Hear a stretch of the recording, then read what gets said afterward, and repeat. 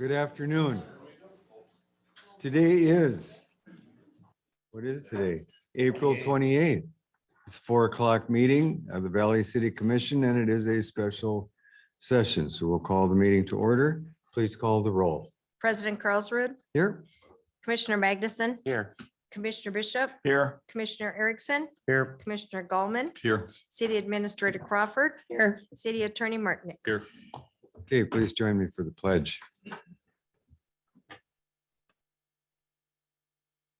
Pledge allegiance to the flag of the United States of America, to the republic for which it stands, one nation under God, indivisible, with liberty and justice for all.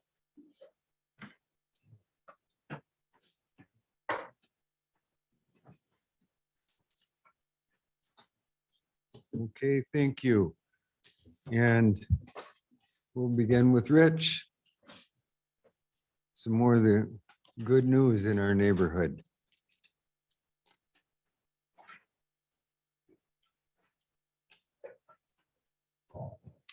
Okay, you can hear me, good. I'll just start off with the readings in water right now. So the Bald Hill Dam pool or lake elevation is 1265.33 and normal summer pool is 1266. So we've gained about 3/4 of a foot of storage. And our goal was to get a foot, and it looks like we're going to get there, and that's good. We just want to get as much as we can. We are releasing 4,060 CFS. Our inflows are 3,240. And you'll just see that the inflow, it's following like what's happening up north where it's just kind of hanging there. So at Warwick, it's 1,100 CFS. And I look back from yesterday just on Warwick. And yesterday for this meeting, I reported 1,110 CFS. So that's how it's, hanging there full. Cooperstown is 1,850, and it's kind of going down a little bit, but it's not a drop. It's just kind of a slow, it's hanging in there. Bald Hill Creek, 620 CFS, and it's like same as Cooperstown, kind of just hanging there. Valley City has 4,330 CFS going through, according to the USGS. And the elevation when I just came in here was 16.04. So right around 16 feet right now. And so then you can, because we haven't touched the gates, and you can look at the flow that's going through Valley City and subtract what our release is up at the dam. And that will give you your local inflow between here and the dam. And that's about 270 CFS, doing the math on the numbers that I just gave you. So now you kind of have an idea of what that is. And I was going to kind of talk a little bit yesterday about travel time. And I forgot to, so I'll do it now. But the Warwick water takes approximately 7 days to reach Bald Hill Dam. And Cooperstown is about 2 days away. Bald Hill Creek is 1 day away from, those river gauges. And it takes 8 to 12 hours from the water from the dam to reach Valley City. When you get higher flows, it takes a little longer because the water has to spread out and fill in before the full flow makes it here.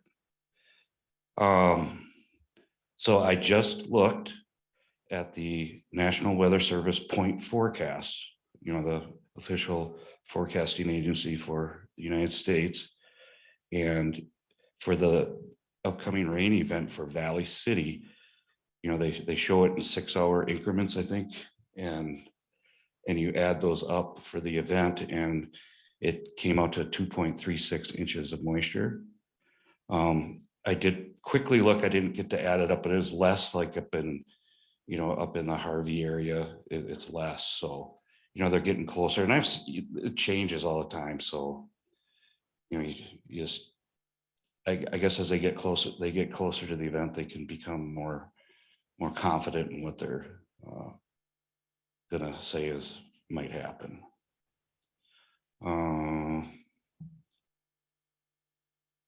We also, the National Weather Service did a gamma flight. So that looks at the moisture in the upper part of the soil.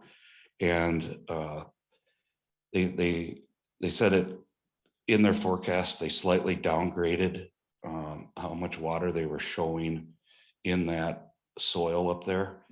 But now the precip event is showing higher, so it was just a wash.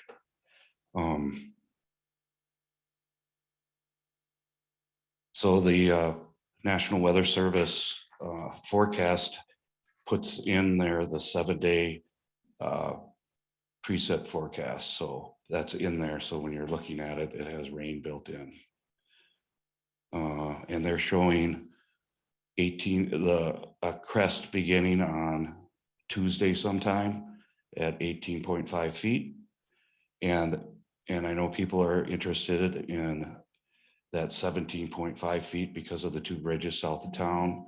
And the way they show it here, the Weather Service shows it, is that sometime on Monday that might happen. And so that's my report for the kind of the water situation. Okay, thanks, Rich. Guys, anybody for a question? I've got a comment, it's an important distinction to, important point you made for the citizens of our community, that our model is anticipating the rain. That Right. Our preparation and the dikes and where we're at is all anticipating the moisture. So there should be no panic if we get rain, we're preparing for that. You're absolutely right, Dick. Okay. Commissioner Gallman. Yeah, just a quick one. So Rich, in the event that we do get quite a bit of rain, let's say over the weekend, Mhm. will the dam shut the gates down a little bit to hold more back? So we're still only having so much going through town?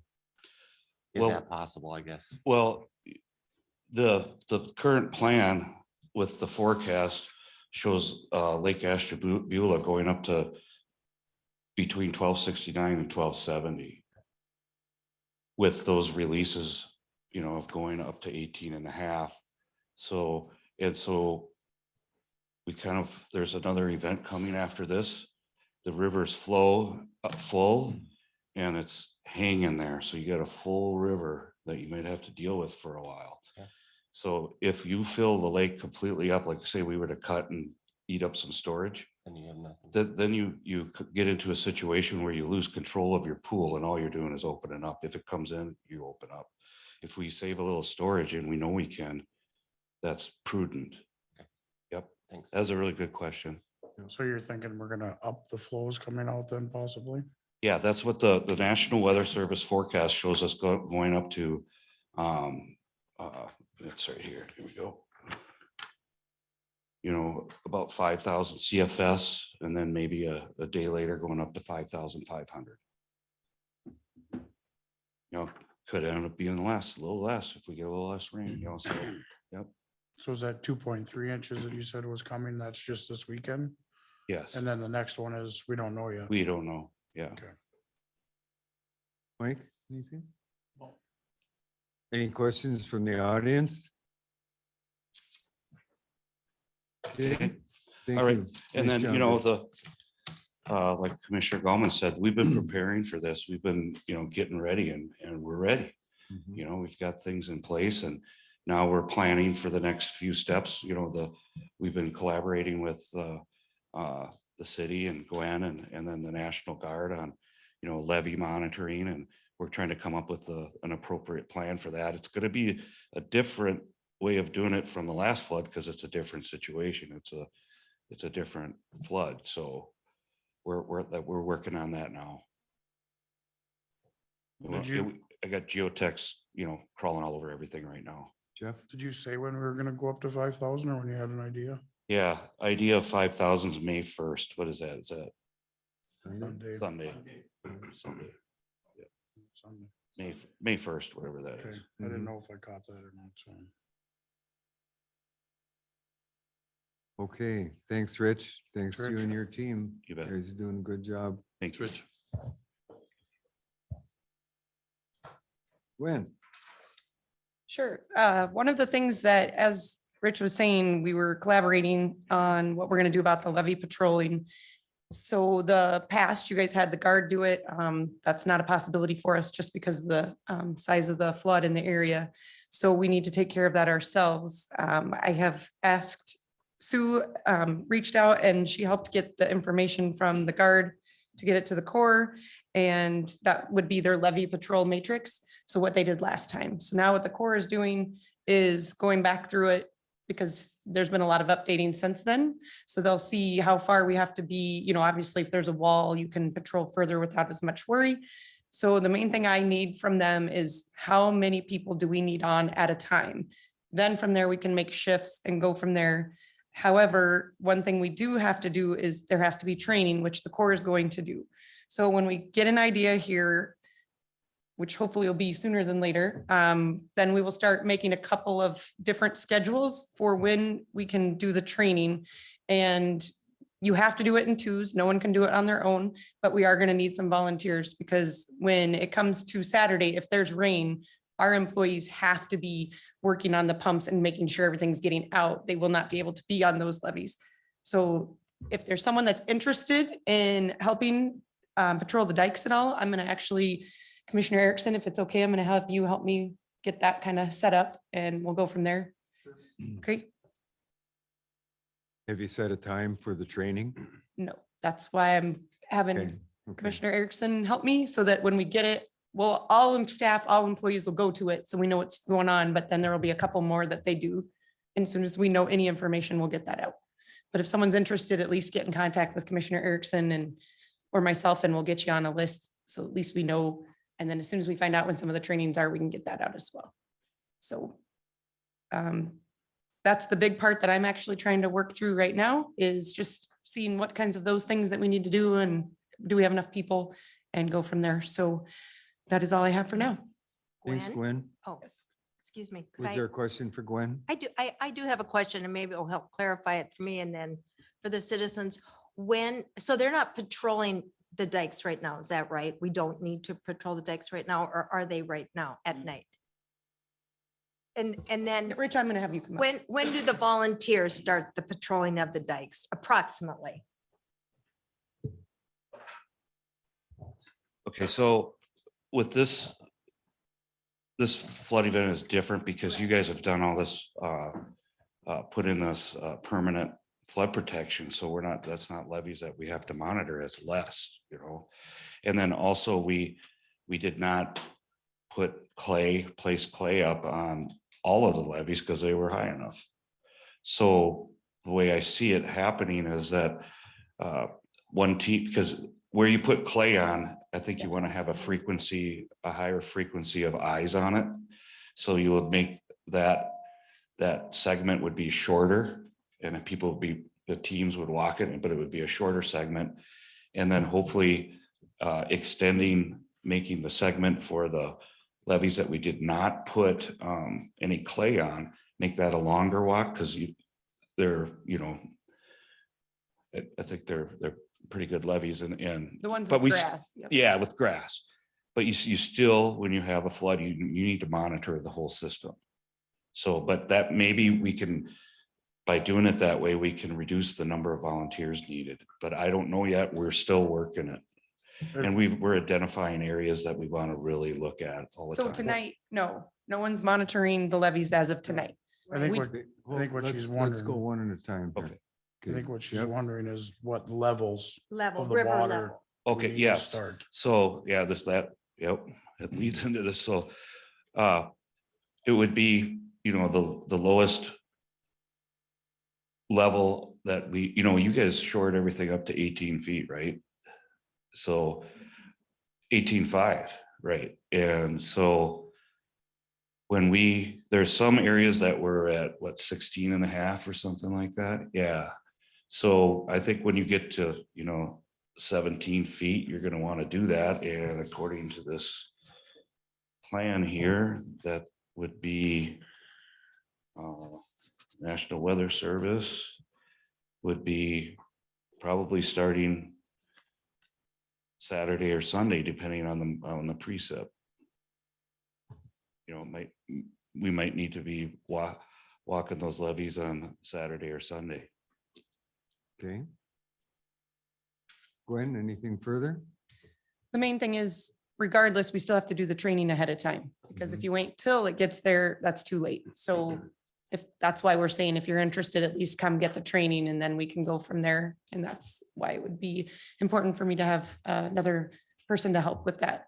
So we can kind of get the calls out, and then it'll be like I'm gonna actually ask for all of you. There's gonna be a couple things. They're gonna be like a calling tree. If things happen, then I will actually have like Commissioner Bishop, I'm gonna have him help me with one thing, and if something else happens, we'll kind of do it that way. Just because you can't have one person on the phone all at the same time as things go on, so. Okay, sounds like a And- plan. And Rich? I contacted our EOC in St. Paul, and they're overnighting a cell phone that will be the phone that these levee walkers will call. So it's just one number. Oh, It doesn't go, they don't call us, they call that number. And then we can dispatch people out to where they need to go. good. Okay, anything else, Jeff? You're gonna take that assignment? Yep, Okay. I'll do anything for Gwen. Here we go. All right. Would you guys want a specific number, like the direct city hall line, or your guys' direct line, or how would you want people to contact? For right now, I would say to call the flood line and just tell them that if they want to give them their name and number and tell them they would like to be a volunteer. And that way we get it all and it's all recorded. Okay, thanks, Ian. Okay, anything further? No. Okay, Clint? You're on the list here. I'm not going by visual, Yeah, how'd that happen? not visual VFR. Another good day for us today, really. Just monitoring pumps. We are kind of watching the flood walls and areas where we put clay levees in as well. The only thing really new is we've staged a couple pumps around town just in anticipation for the rain this weekend. Areas where we got dikes on the roads, where water might pool up. You probably noticed some by your house there, Dewey. So we're just thinking ahead and getting prepared so we don't have to scramble at the moment any more than possible. And we did start our 3 8-hour shifts today, so get the guys a little more rest and ready for the weekend. Okay, great job. Any questions for Clint? Okay, thanks, Clint. Sue? Okay, nothing from the county today. Phil? Okay, thank you, Phil. Scott? Uh-huh. Sue said I have to. So, wasn't gonna let me get by. No, because if you look up at the screen, you're I'm on visible. there? You're Alright. visible. President Carlswood, commissioners. We're gonna do a couple things. So fire department tonight is going to go out and put the rest of our flood walls up. So it is not in a panic mode. We just want to get the rest up so we know that we have all the stuff, if we need to order anything extra or whatever. So just like I said, they had a little issue going on at the college that they were freaking out that they had to abandon ship. It is not why we're doing it at all. Secondly, if we do the dike thing, let me know. We certainly will participate. And You're already on the list. which I is kind of nice. guessed that, but I just thought it was just being cordial. And then to build a little bit off of what Mike said, we did a little bit, we had our rescue drill last night. So we do have a couple of our quick little deployment stuff for water rescue stuff, a little readily available. I had a friend of mine that's kind of a mathematician, and we factored in a 180-pound person in the water today would go a block in less than a minute. So if you do see somebody hit that water, you see something hit the water, you need to make a phone call. You're not going to pick them out. We've kind of set up some places where we're going to, we don't even have time to put a boat in. It'll be that fast. So I'm going to go off of Mike, stay off the dikes, keep your kids off the dikes, keep your dogs off the dikes, whatever it is. Especially if we get rain this weekend, that clay is going to be extremely slippery. So that is something that we factor in a lot as well. But we want to be just diligent and ready for whatever happens that could happen. So any other questions? Would this be a time to say that we are not we do not have any plans to be making sandbags. Actually, I think this would be a good time to say, if you hear something, that doesn't mean it's necessarily true. So if you're questioning it, please call the flood hotline and we will make sure to get you the facts. So along those lines, there are some rumors about sandbags. We do not need sandbags right now. We are okay. But if you do have any questions, there's nothing wrong with calling the hotline to get the facts. And if you do need sandbags, they still have some. You can certainly come get some. They're starting to get in my way now, so Okay, I have nothing else. Thank you. okay, thanks, Scott. Carl, do you have any flood questions that have come in and you want to refamiliarize people with the hotline number? Sure, it's come up a couple times tonight. So the flood question or help hotline is 701-890-7848. As Gwen said, you can call if you're willing to volunteer. Call to get the facts. This again is a non-emergency number, so 911 if there is an actual emergency. I had a question from Steve Ernest earlier. This is a 24/7 number. So during business hours, it will come to City Hall. After hours, it will roll over to another call center, and those calls will be forwarded to the Public Works Department. So any hour, any day, it will work. And also, I did have a comment from Beck TV, just to let people know they are rerunning this meeting, the 4 o'clock meeting at 7 PM and 11 PM every day if you missed it live. So. Okay, thanks, Carl. We have other entities represented here. Any comments or questions from you folks? Kind of boring, isn't it? Nice way to be during a flood. Dick, Nothing further. Dewey? Jeff, Mike? Well, thanks, everyone, and there being no further business, meeting's adjourned.